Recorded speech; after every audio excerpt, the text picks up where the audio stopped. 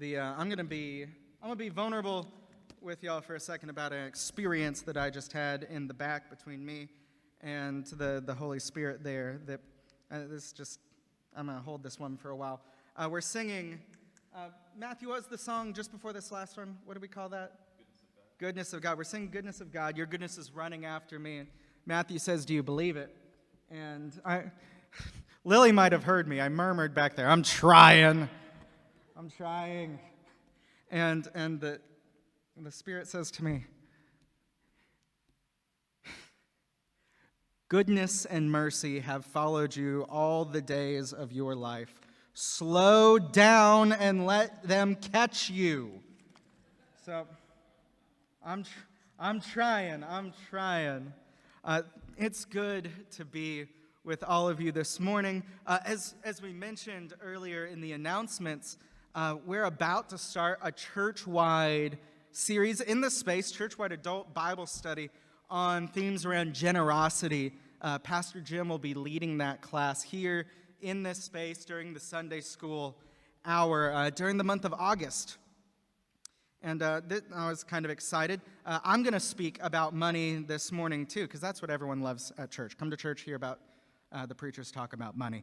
You can kind of think of today as a primer for that class. Now, I didn't do that on purpose. Some of y'all know that we tend to follow the lectionary here at Towne View. It's not always the case. We take breaks from it to do our own series, to dig deeper into something that's going really well or something that we feel like God has to say to this congregation, or we focus on a specific season of the secular or liturgical church calendar. But most of the time we're preaching from the lectionary, it's a tool. The lectionary, if you're not familiar with the concept, is a calendar of texts that run through a 3-year cycle that churches around the world from all different denominations participate in. And the idea is if you stick with it for 3 years, you would have heard the whole story, the redemptive arc of the Bible from the pulpit in those 3 years, which also means churches around the world are engaging with the same texts on certain days, and there's some really neat beauty there. So if you visit another church or stream another service today, you might hear a sermon on a similar text. So that's kind of neat. So it's a bit of a double-edged sword of a blessing, though, to use the lectionary, because sometimes it invites us into texts that, as a preacher, I might choose to avoid. And today is kind of one of those days for me.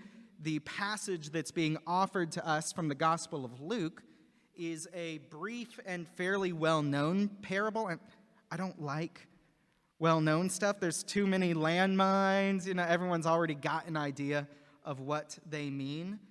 But this parable is perfectly suited for the task of opening our season of talking about generosity. So let's go for it. My notes here say, lead with bad economic news. I don't think I actually need to do that. Y'all know it's hard out there. I know it's hard out there. Jesus knows it's hard out there. It's the bad economic news is so ubiquitous. My notes could just say, lead with bad news or lead with the news. So I'll jump right into it. The passage that the lectionary has given us to work with this week puts Jesus in a situation with someone asking for help with a family financial crisis. Because if there's one thing that makes dealing with money better, it's family. Everyone loves family. And yeah, the uncomfortable laughter means that I'm right. Nothing makes financial problems better than sharing it with your family. So let's go ahead and give me the first slide up here. This is Luke chapter 12. We're starting at the 12th verse as we enter the setup for this parable. So someone in the crowd, it sounds like they interrupt, like Jesus is teaching and someone's just like, hey, if you're a teacher, you know what it's like to have an unexpected question pop up in the middle of class. Someone in the crowd said to him, Teacher, Jesus, tell my brother, that's a good parent statement too. Jesus, tell my brother to divide the inheritance with me. Jesus replied, Man, who appointed me judge or an arbiter between you? It's actually a bit of an ironic line. No one else is suited to be the judge, right? And to it's fairly reasonable to go to a rabbi for this sort of arbitration, but Jesus says, "Who made me judge or arbiter between you?" Then he said to them, "Watch out! Be on your guard against all kinds of greed. Life does not consist in an abundance of possessions." And he told them this parable. The ground of a certain rich man yielded an abundant harvest. He thought to himself, "What shall I do? I have no place to store my crops." Right from the start here, Jesus is setting a trap for his first listeners and for us. From the opening line of this story, we don't have a reason not to like this certain rich man. And assuming that some of Jesus' listeners knew their Bible, Jesus is laying a trap for them because from an Old Testament perspective, this man's earthly riches is a sign of heavenly blessing. God likes this guy. That's why he's rich. And then the fact that the ground is yielding an abundant harvest, this is another sign of divine blessing. You can't make your plants grow. That's God up to something. In fact, God has blessed this man to such an extent that it's become a problem. His barns are no longer big enough. They're no longer sufficient. And he has to make a decision about what to do with all his extra grain. Back to the parable, verse 18. Then he, the rich man, said, "This is what I'll do. I will tear down my barns and build bigger ones. And there I will store my surplus grain. And I will say to myself, 'Self, you have plenty of grain laid up for many years. Take it easy. Eat, drink, and be merry.'" Jesus is again relying on his listeners' knowledge of the Bible here for this little detail. That phrase, "eat, drink, and be merry," comes from Ecclesiastes 8:15, where the wise teacher suggests that the events of life are actually pretty random. So it's best to eat, drink, and be merry and enjoy what you have while you have it, because tomorrow's not promised. Perfect setup for the next bit of the story. And so the rich man quotes the Bible verse to himself while having this internal discussion, which, by the way, is the closest thing he utters to a prayer, and it's to himself. So we have a wealthy, successful, entrepreneurial, industrial, Bible-quoting man on our hands in this story. Next verse, God speaks. "But then God said to him, 'You fool, this very night your life will be demanded of you. Then who will get what you have prepared for yourself?'" Jesus concludes, "This is how it will be with whoever stores up things for themselves, but is not rich towards God." Jesus has taken us on quite a roller coaster in this very short story. The rich man, the blessed man, the foolish man, the dead man. So at what point did this man become a fool? I think it's about the time that he started talking to himself. He receives all of this blessing, but experiences a total lack of creativity as to what to do with it. When the blessing arrives from God and he ends up with more than he could possibly use or even store, he doesn't ask God what to do. He inquires of himself. And he gives himself terrible advice. Something that it's almost a catchphrase in my pastoral care work is, "Don't believe everything you think." This man is believing everything he thinks. And this is where his foolishness reaches the level of inciting judgment.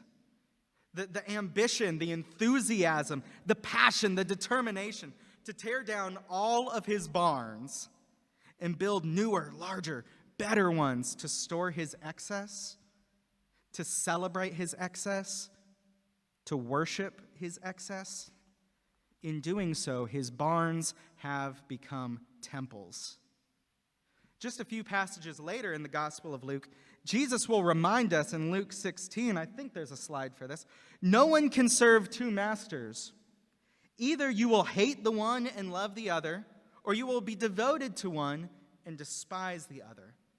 You cannot serve both God and money. The foolish man here has confused the value of his possessions. He's confused the purpose of his possessions. And maybe most importantly, the foolish man has misplaced the source of his security here. Where he could be thanking God for the blessing of this harvest and seeking ways to honor God with this blessing, he's congratulating himself on his achievement and putting systems in place to insulate himself and his wealth. This might as well be the definition of mammon. Do you know that old word? That's an old archaic. It's one of my favorite words, archaic. It's an old archaic word. We don't use it much outside of the church or Bible talk these days. If you pick up a King James version and you read this passage, you will encounter the term. Jesus will say, no one can serve two masters. Either they'll hate one and love the other, or they'll be devoted to one and despise the other. You cannot serve both God and mammon. Now, in the story of how we get our modern Bibles, mammon here is sort of a leftover from the Latin. And in the Latin, it's kind of a leftover from the Aramaic spoken in Jesus' day. Me, mo, ne, mammon. Today, we most commonly see this word translated as wealth or riches, but there's something like that, you know? I think it said riches in the NIV. But there is more built into this phrase, into this word that Jesus is using, mammon. It speaks of how wealth can corrupt and twist you when you allow it to guide your heart. Maybe this is why Paul, in his letter to his young friend Timothy, writes, I think we've got a slide for this, but godliness with contentment is great gain. For we brought nothing into the world, and we can take nothing out of it. But if we have food and clothing, we will be content with that. Those who want to get rich fall into temptation and a trap, and into many foolish and harmful desires that plunge people into ruin and destruction. For the love of money is the root of all kinds of evil. Some people, eager for money, have wandered from the faith and pierced themselves with many griefs. The love of money is the root of all kinds of evil. The love of money has led some away from the faith. The love of money has brought many grief. Those seeking to be rich, hoarding our abundance, fall into all kinds of temptations and traps. The problem here isn't having money. The problem here isn't owning things. The problem is when money has you. The problem is when your things own you. Think back to what David read so well earlier in the service from Colossians 3. Since then, you have been raised with Christ. Set your heart on things above, where Christ is, seated at the right hand of God. Set your minds on things above, not earthly things. For you died, and your life is now hidden with Christ in God. When Christ, who is your life, appears, then you also will appear with him in glory. Here's the money line. Yes, that was a bad attempt at a joke. Verse 5 says, put to death, therefore, whatever belongs to your earthly nature. Sexual immorality, impurity, lust, evil desires, and greed, which is idolatry. The type of greed that we're seeing in this parable that Jesus has given us today is an exercise in idolatry. Because greed it's not just wanting something. It's okay to want things, but it's craving it, it's coveting it, it's needing it, even at the expense of others. It is part of this sinful idea that we are the source of good things in our lives, that we are the source of blessing, that we are the source of our destiny. This is what the rich fool in Jesus' story has done. In his pseudo-prayer to himself, he thinks he knows the future. He thinks he knows how the rest of the story is going to go, and he thinks he's the main character.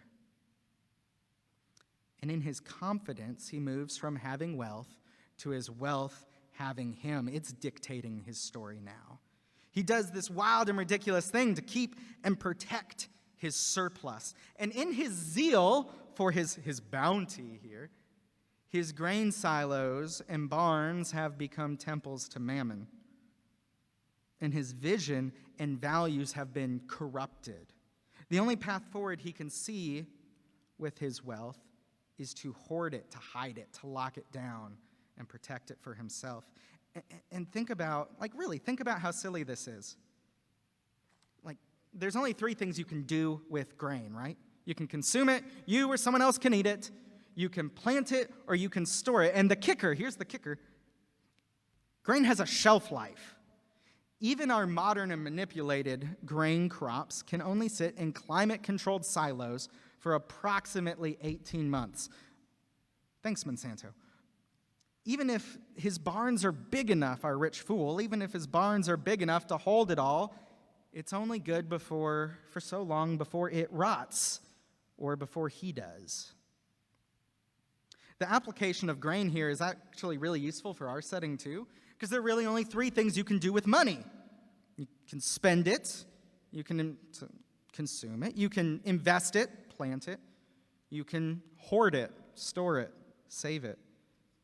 Jesus warns against these sorts of things. Matthew chapter 6, verse 19, Jesus knows what he's talking about here. He says, "Do not store up for yourself treasures on earth where moths and vermin destroy and where thieves break in and steal, but store up for yourselves treasures in heaven where moth and vermin do not destroy and where thieves do not break in and steal. For where your treasure is, there your heart will be also." Do not store up treasure in barns where vermin and moth destroy. Do not store up money in accounts where the market and inflation destroy. Jesus is pretty serious about this. And he offers this dichotomy several times in his teaching. Treasure in heaven, treasure on earth. You can't love God and money. In today's parable, Jesus offers up those who are rich for themselves and those who are rich towards God. Even reading from Paul today in Colossians, we get a similar set of options. Set your things, your mind on things above or earthly things. Because there are only 2 ways to think about our financial lives. There's the way of the kingdom and there's the way of the market. And these 2 realms, they're telling very different stories. They have very different values, very different priorities. The market wants you to see money as the ends, the point of the story, while the kingdom wants you to see money as a means, a tool to accomplish greater kingdom good. See 1 John 1:9. The market wants you to trust in your own power and capabilities, to build the perfect life. The kingdom says trust in the Lord and lean not on your own understanding. That's Proverbs 3. The market says, look out! They're out to get you. They're coming to get your stuff. The kingdom says, who by worrying has added a hair to their head, not me, or an hour to their life? That's Matthew 6. The market says, get yours first.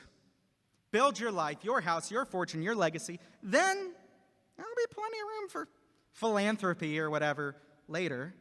The kingdom says, seek first the kingdom of God and righteousness, and everything else will be added to you. It's Matthew 6. The market says, work, hoard, so that you can control your future. The kingdom says, you fool. As you had come into this world naked from your mother's womb, so you will return as you came. You will take nothing from the fruit of your labor. There's nothing that you can carry in your hand. That's Ecclesiastes 5. The ethics, the vision, the promise of the market's way of living, the lure of mammon. I heard a preacher named John Miller. He had this great line for it. He said, it's like drinking salt water. That's too good to not use. The way of the market is like drinking salt water. The impulse to consume, the desire for more, the lusting and clawing for status and position, the quest for the newest and the greatest, it's like drinking salt water. It can temporarily quench your desire for water, but it will not quench your thirst, and it will eventually kill you. So what is this? Is this a stewardship sermon? Is this a you need to give more money to church sermon? No. This is more of a get your head out of your butt kind of sermon. This is a gut check check sermon, a warning sermon, a get your priorities straight sermon, because there are only two options when it comes to wealth, any kind of wealth. And everyone in this room is rich in one way or another. And those options are God or mammon. Are you using your wealth, or is your wealth using you? Do you have money, or does money have you? Do you possess things, or are you possessed by them? Who are you serving? Who are you loving? Who are you worshiping with the way you use your means? Is it God or mammon? Whose gospel are you spreading? For so many of us American Christians, this is a big issue, especially for American Christians. Our wealth, our finances, our means, our stuff, it's a holdout, a place of resistance in our heart's surrender to the kingdom, a little pocket of rebellion. Many of us have given everything over to Christ except this. Maybe you've decided to trust Jesus with your eternal destiny, but not your financial destiny. Maybe you've decided to follow Jesus, but you're pretty sure that his teachings on money, 11 out of 39 of his parables are about money. Jesus talks about money a lot. Maybe these teachings, they're heavenly ideals and not really meant to be attempted in the real world.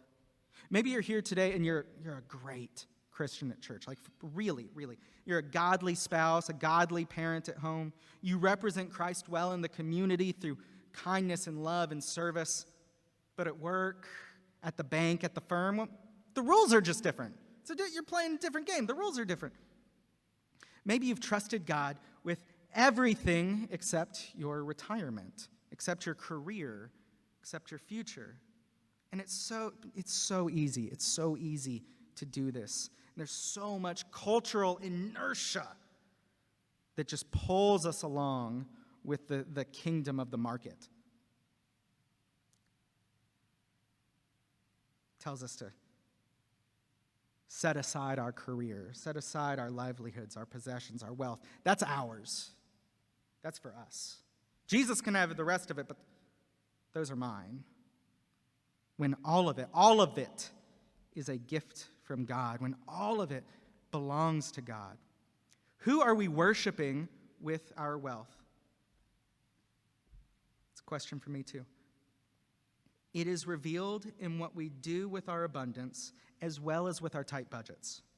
Especially now, as we face recession, money is on everyone's mind and everyone is watching. The world is watching. So the question is, who is the king of your wealth? Is it mammon? Is it Jesus? Is it you? Let's pray.